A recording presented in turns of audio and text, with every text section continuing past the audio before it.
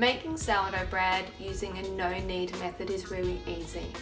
Now this recipe has been developed to work with the sourdough flakes, which are made by Beautiful Living Made Easy. They are a dormant form of a starter, so you can keep them on your shelf in the cupboard to use whenever you want to bake. It's perfect for a weekend baker, an occasional baker, a beginner, a novice. You don't have to keep a sourdough starter.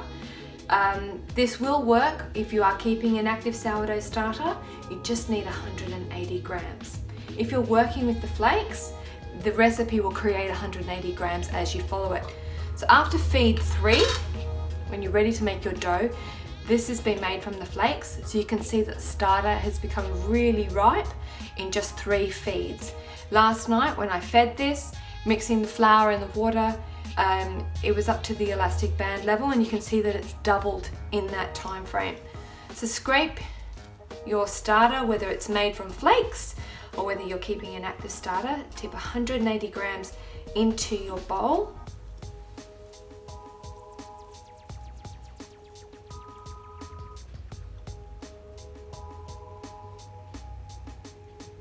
Give your jar a good scrape out. You want as much of that as possible. You know what you can do, which I do like to do, is to pour some water in there, pop the lid on and give it a good shake, which I'm going to do now. So I have pre-measured the water, 265 grams.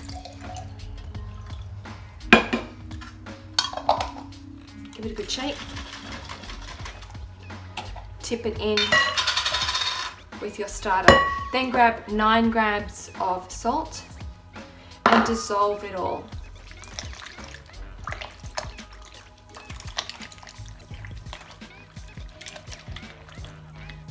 Air bubbles are great.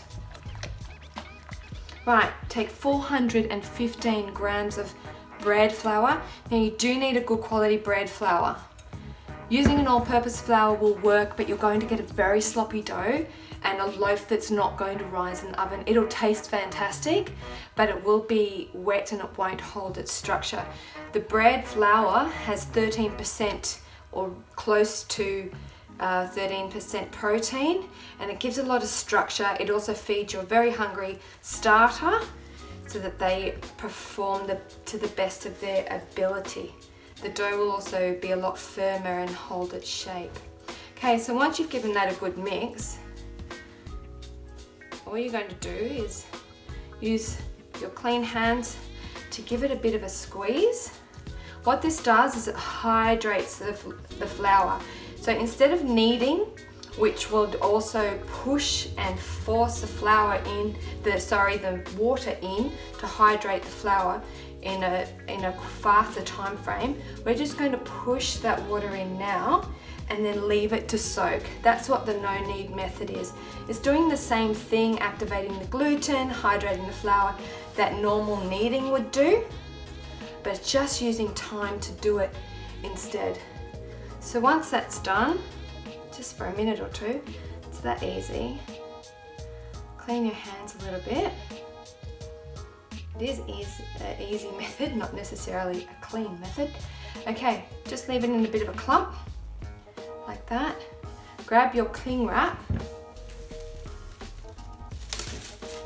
and cover the bowl, and then just leave it for as long as your room temperature requires. So just make sure you're following the recipe for a cool, a moderate, or a warm kitchen, and leave it for that time frame, and then we're going to come back and shape it.